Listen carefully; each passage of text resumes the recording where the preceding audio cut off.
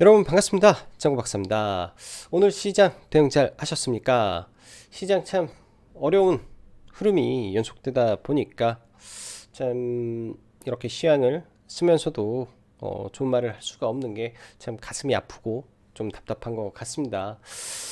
러시아가 우크라이나의 본토, 즉 수도인 키예프 그리고 그 주변 도시들의 군사 시설을 오늘 정밀 타격을 하고 침공이 시작되었는데 정말로 이렇게나 빠르게 침공이 시작될지는 정말로 상상도 하지 못했던 일이 발생했던 것 같습니다. 주식 시장에서는 그런 것 같아요. 불가능할 것만 같은 사건이 발생하는 게 주식 시장이며 러시아가 우크라이나 침공에 오늘 러시아 증시는 정말로 역사에 남을 만큼 폭락이 나왔는데요. 한 국가의 이 주식 시장이 저는 마이너스 50%가 폭락하는 거를 참 처음 본 것 같습니다. 태어나서 처음 보는 그런 폭락이 러시아 종합 주가 지수에서 나왔기 때문에 어마어마한 자산이 녹아내렸던 모습을 참 목격하지 않았나라고 생각이 들어요. 그러한 연휴에 전 세계 증시가 동반해서 급락을 했었고요.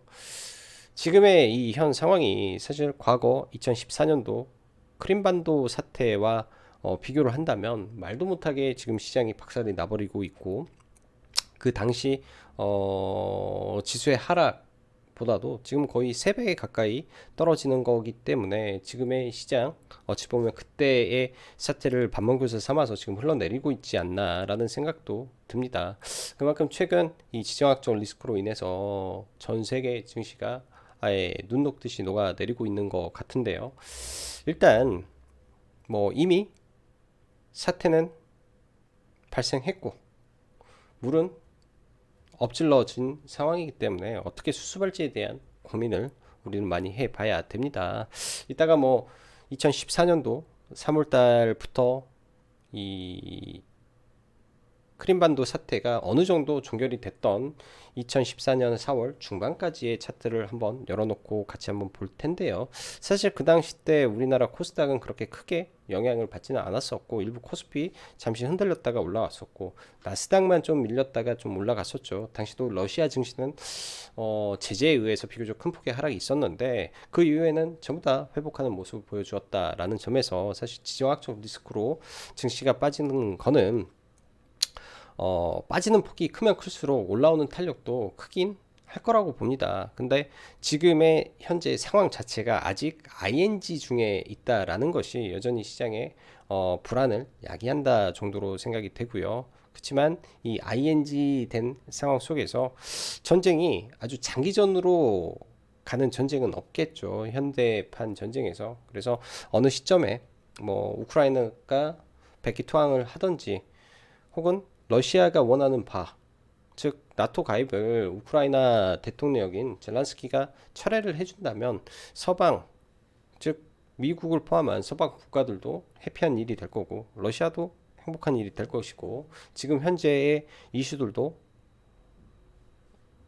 완만하게 해결되지 않을까라고 생각을 합니다. 그런 부분이 일단 뭐 그나마 나아준다면 시장에 빠른 안정이 될 건데요.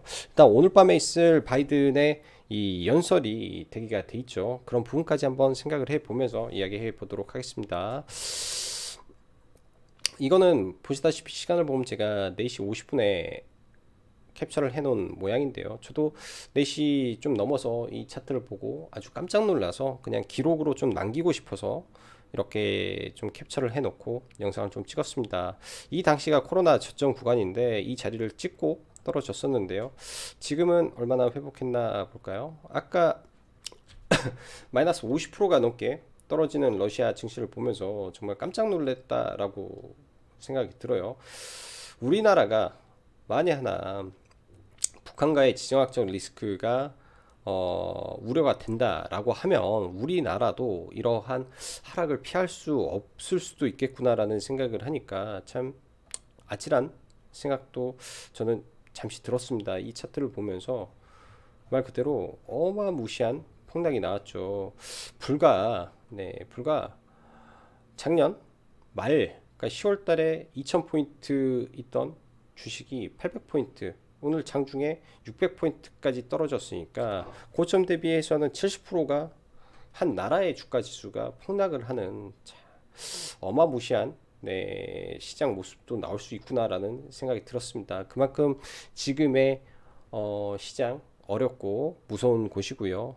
이럴 때일수록 레버리지 투자는 특히 조심하셔야 된다라고 생각이 듭니다. 변동성이 정말 우리가 상상하는 거 그 이상의 변동성이 나오고 있기 때문에 깨지더라도 현금에서 깨지는 게 그나마 자산을 보존하는 길이겠죠. 자, 이어서 시황 들어가 보면 오늘 장 초반부터 바로 밀리기 시작해서 끝까지 밀렸는데 시시각각 거의 뭐 몇 분에 한 번꼴로 속보가 지속적으로 나오다 보니까 이런 차트가 나왔고, 오늘은 말 그대로 뭐 침공이 시작되었고 폭격이 나왔고 뭐 키예프 뭐 기타 우크라이나 뭐 주변에서 뭐 폭발음이 들렸다는 등 연기가 난다라는 등 계속 실시간으로 속보가 나오다 보니까 거기에 더해 오늘 수급적으로도 외국인이 대량으로 1조 1천억, 그리고 코스닥도 조금 장 막판에 들어 올렸지만은 수급이 좀 들어왔지만 뭐 장중한 때는 거의 3천억 가까운 매도가 나왔기 때문에 수급적으로 매우 불안정한 상태에서 맞은 하락이었다라고 보여집니다. 일단 뭐 부단 국내 증시뿐만 아니라 전 세계 증시가 같이 빠졌기 때문에 그러한 하락을 지금 맞았고요. 아직 바이든의 대국민 연설이라든지 미국의 추가 제재가 어느 선에서 갈지 모르는 상황이기 때문에 현재로서는 바닥을 예단하기는 좀 어렵겠다라고 보여집니다. 일단 엊그저께 제가 언급드렸다시피 이 풋옵션 매수가 들어왔던, 이번 주 초에 들어왔던 이 풋옵션 매수가 약간 찝찝하다라는 느낌을 받았었는데요.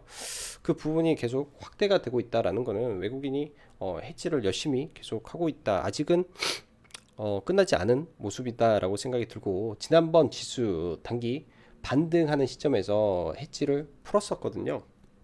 풋옵션을 풀고 지수가 추가적으로 올랐던 점을 상기해 보면 이 풋옵션의 청산이 또 조만간 나오지 않을까라고 보여집니다. 이미 수백 프로의 수익을 확보한 상태에서 이게 어느 시점에서 풀리는지가 저는 주요 포인트가 될 거라고 예상이 된다라고 보여지고요.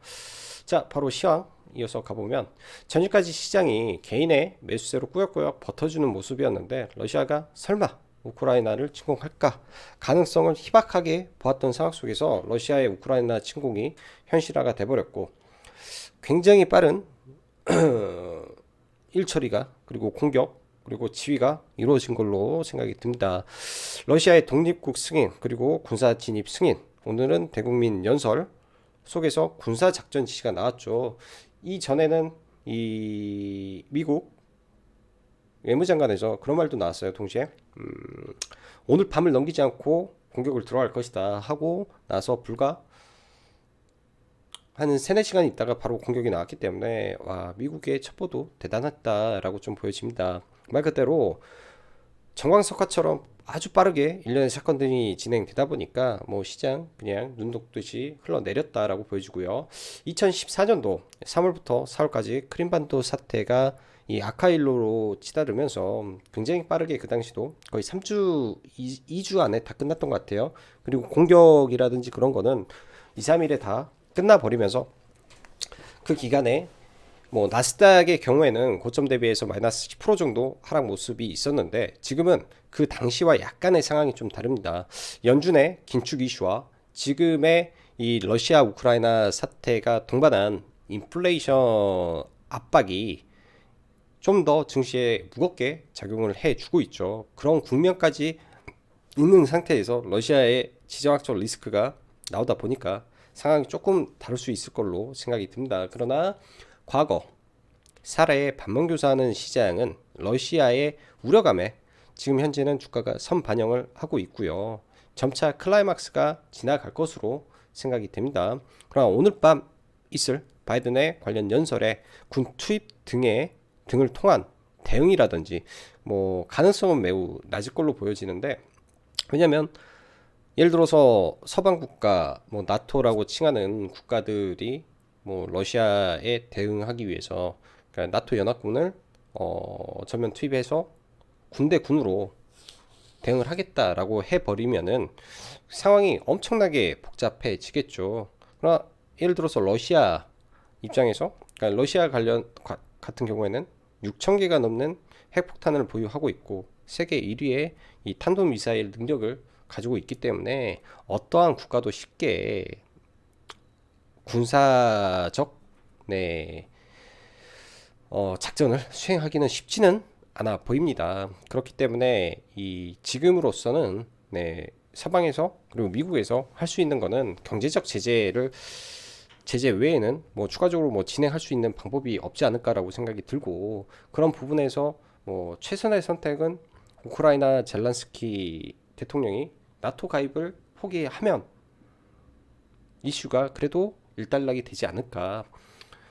이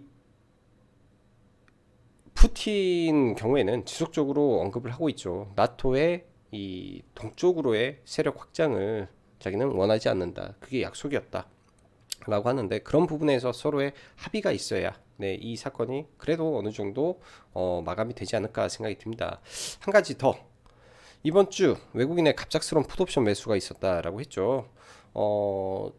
증시가 이 옵션이라는 개념에서는 이 내재 가치가 있고 시간 가치가 있는데, 말 그대로 이제 옵션이 만기에 다다르면은 그런 가치가 점점 소멸해지는 부분이 있고, 지금처럼 변동성이 없을 때는 뭐 콜이든 풋이든 수익이 잘 안 나는데, 지금처럼 변동성이 극한으로 치달을 때는 방향성이 결정되면 한쪽에 엄청난 수익이 날 수 있습니다. 그런 상황이기 때문에 대량의 풋 매수가 들어온 거고요. 그렇다면 이 변동성의 끝자락에서는 변동성이 줄어들 때는 분명히 청산을 하는 시츄에이션이 발생할 거로 저는 생각이 듭니다. 그 시점이 단기 바닥을 만드는 시그널로 저는 판단이 되고요. 다시금 전략은 그렇게 세워서 대응을 해야 된다라고 보여집니다.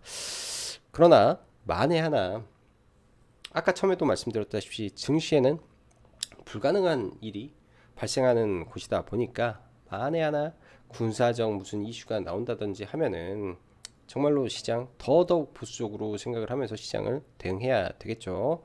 자, 오늘 뭐 시장 볼 것도 없고 해서 나머지 뭐 이런 차트들만 좀 올려놓았고요.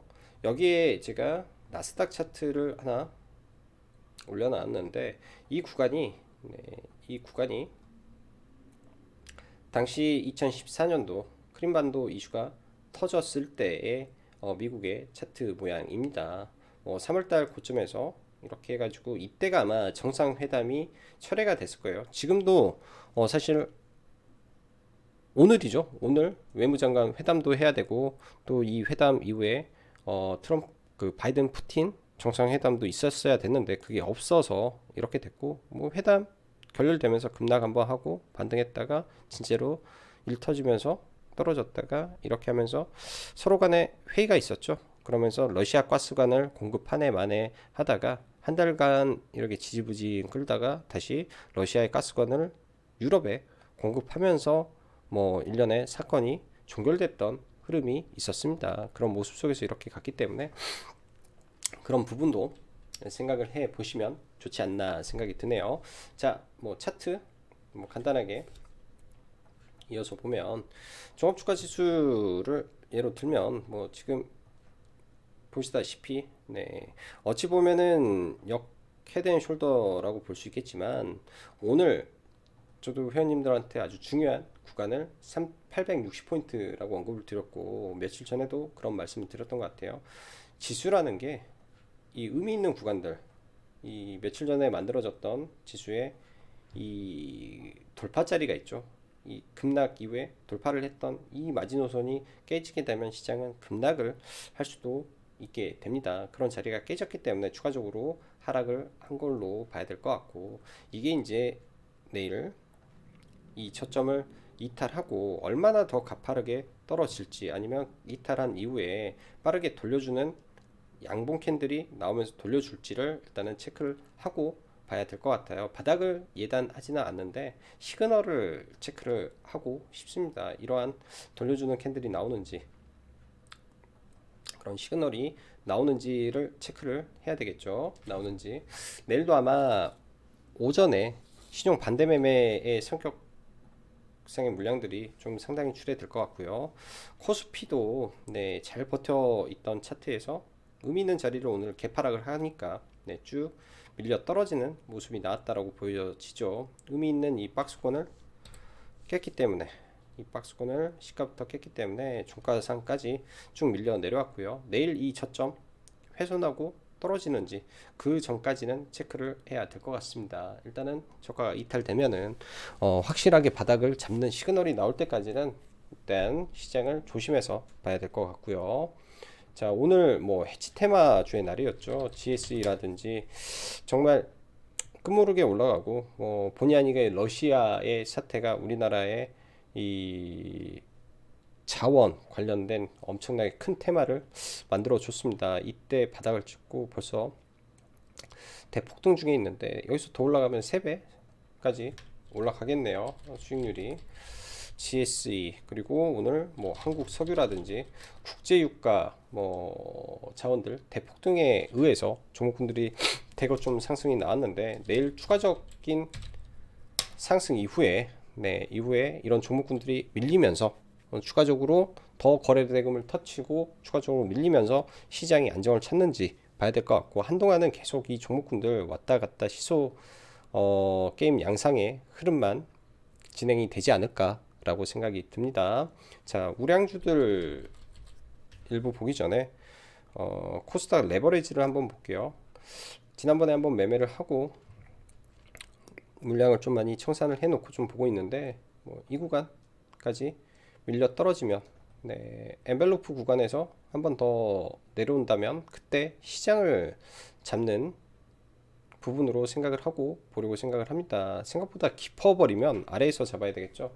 아래에서 잡는다라는 게 9,000원대, 9,100원, 9,300원대에서 한 방에 잡는 게 아니라 분할로 시장을 잡아 들어가면 이제 될 구간으로 좀 보여주고요. 레버리지. 그 다음에 지금 구간에서 뭐 인버스는 의미가 없는 거기 때문에 인버스 같은 거 공략을 하면 안 되지 않나 생각이 듭니다. 자, HMM 최고의 수급주였죠. 최근에 굉장히 강했던 종목이었는데 오늘 일단은 추가 시세가 나오고 이러한 저항 구간에서 내일 5일선이 이탈되는 날입니다. 5일선 이탈되고 뭐 이 중간 라인 정도, 이 박스권을 이탈했던 라인까지 빠지는지 혹은 미리 반등이 나오는지, 시장 대비에 강했던 종목이기 때문에 이런 지지와 저항 구간에서 뭐 1차적인 시장 반등 성격의 수급이 들어올 수 있다라고 생각이 드네요. 뭐 3만원을 이탈하는 구간에서 빠르게 떨어진다면은 한 번 정도 볼 수 있는 종목으로 생각이 들고, 자, 리오프닝 코스맥스 강했던 종목인데 시황적으로 아마 무너질 수도 있을 것 같아요. 그러면은 예상보다 밴드를 좀 낮춰서 아래 구간에서 대기를 하고 좀 보면 좋을 것 같고, 그 다음에 대우조선 해양 오늘도 이 원하는 구간까지 거의 왔었는데 사실 25,000원 라인을 좀 생각을 하고 있었던 종목입니다. 그런 구간까지 오면은 좀 볼까 생각을 했었는데 거기까지는 안 밀렸었고요. 보면은 의미 있는 구간들이 있죠. 이런 자리들 강하게 있었던 자리들이 있는데 생각보다 많이 안 밀리면서 오전에 반등이 나왔고, 아마 STX 엔진이 여기서 강하게 치고 올라가면서 다른 조선주의 수급이 좀 쏠리면서 같이 가지 않았나 라고 보여집니다. 일단 STX 엔진 같은 경우는 세력주 관점에서 움직이기 때문에 얘가 눌렸다가 올라갈지, 근데 이런 종목군들도 지금은 해치성 성향이 깊기 때문에 뭐 오래 매매하기는 쉽지는 않은 것 같고요. 자, 해운주 흥하해운 금요일 날은 이 해운 그 상해 컨테이너 운임 지수가 발표가 됩니다. 그래서 내일 컨테이너 운임 지수가 올라가는지를 좀 체크를 해 봐야 될 것 같고, 올라간다면은 다시 한번 HMM 등등 해운주가 움직일 수 있어요. 그래서 해운주는 내일 나오는 이 BDC SC FI 지수 상해 컨테이너 운임 지수를 보면서 체크를 하시면 좋을 것 같습니다. 뭐 운임 지수는 뭐 이건데 내일 나오죠. 내일 나오기 때문에 내일 어떻게 나오는지, 이게 올라가 버리면 종목군들은 다시 올라갈 수 있는 거기 때문에 뭐 여기 있는 거 잘 적어서 한번 보시고요. 컨테이너 운임지수. 그렇게 되면 또 얘가 강하게 올라갔던 종목이 또 밀렸을 때 강한 자리에서 볼 수 있지 않나 생각이 듭니다. 자, 그 밖에 어, 가스 종목 중에서 이제 대형주들이 있죠. 한국가스공사라든지 그다음에 SK가스, 그리고 가스전을 하고 있는 포스코 인터내셔널 등등이 있어요. 저희는 오늘 포스코 인터내셔널 들어가서 일단 반은 청산을 하고 반을 좀 남겨놓고 있었는데, 이런 종목군들이 수급을 타고 올라가는 종목일 수 있기 때문에 한번 체크는 해보면 좋을 것 같고, 한국가스공사도 마찬가지 관점에서 장기 평선을 뚫어놨기 때문에 내일 혹시나 이런 종목에서 수급이 들어오면서 올라가는 종목군들이죠. 그러니까 세력주가 아니라 수급주 성격으로 올라가는지 정도 보면 좋을 것 같아요. 저도 오늘 사실은 이제 뭐 해치 종목군들도 매매는 했었는데, 비중을 때려서 매매하는 종목은 가스공사를 조금 매매를 했던 것 같습니다. 뭐 2% 뛰기 정도지만은 비중 베팅이 좀 용이해서 가스공사를 좀 매매를 했던 것 같고요.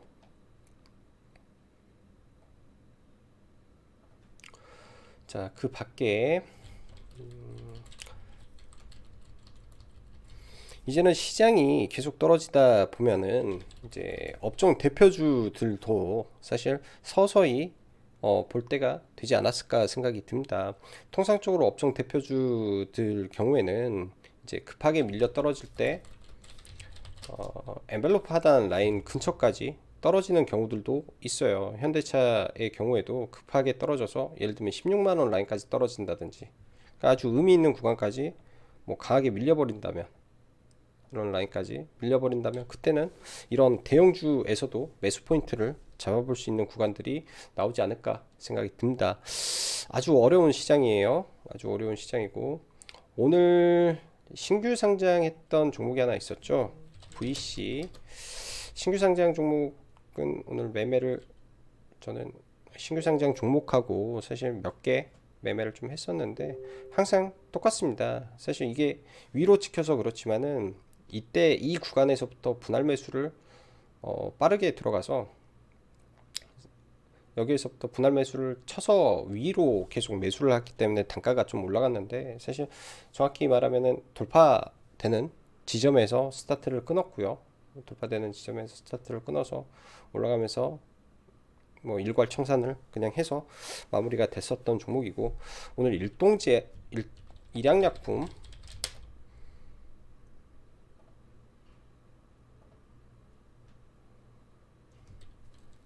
아닌가? 일동제약.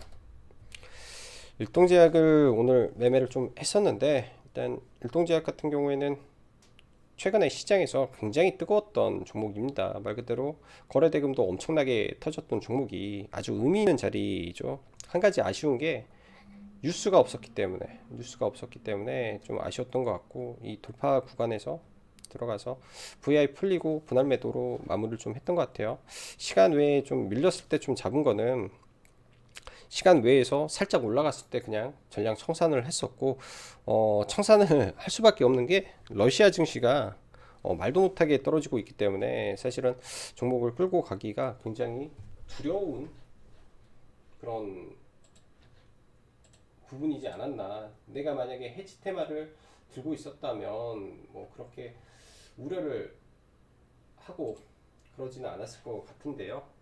그러지는 않았을 것 같은데, 그렇지 않다면은 되게 불안한 모습이었을 것 같고, 또 오늘도 손절도 여러 종목을 좀 진행을 했던 것 같아요. 한 4종목 정도, 4~5종목 매매를 했었는데, 엘컴텍은 그냥 들어가서 한 2% 정도 돌파로 들어갔고, CSA 코스메기라는 종목에서 오늘 손절이 좀 나왔던 것 같습니다. 이거는 수익으로 잘 마무리를 했었는데, 여기에서 들어갔던 게 수익 구간도 꽤 있었던 거를 시장의 흐름이 안 좋음에도 불구하고 대응을 하다가 이거는 손절 처리로 좀 나왔던 것 같고,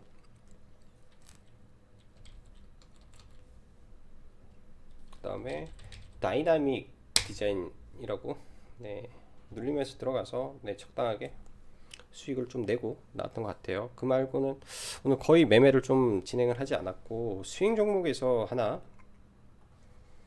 최근에 기억하실지 모르겠지만은 KGTS라는 종목, 제가 두 가지 종목을 실적 유망주라는 종목을 언급을 했던 것 같습니다. 그 중에 한 종목인데요. 오늘 일단 75% 정도 전량 매도를 하고 시간에 좀 밀렸는데, 내일 밀리면은 많이 밀린다 싶으면은 수익권에서 있으니까 전량 청산을 하고 볼 예정이네요. 그래서 이런 이 대규모 시황 변화가 있을 만한 종목군들 지금도 좀 몇 개 남아 있기 때문에, 그런 종목군들이 만약에 밀린다면 좋은 자리에서 매수를 계획하시고 또 보시는 것도 하나의 어려운 시장을 극복하는 방법이지 않을까 생각이 듭니다. 자, 오늘도 수고 많으셨고 여기까지 짱구 박사였습니다. 감사합니다.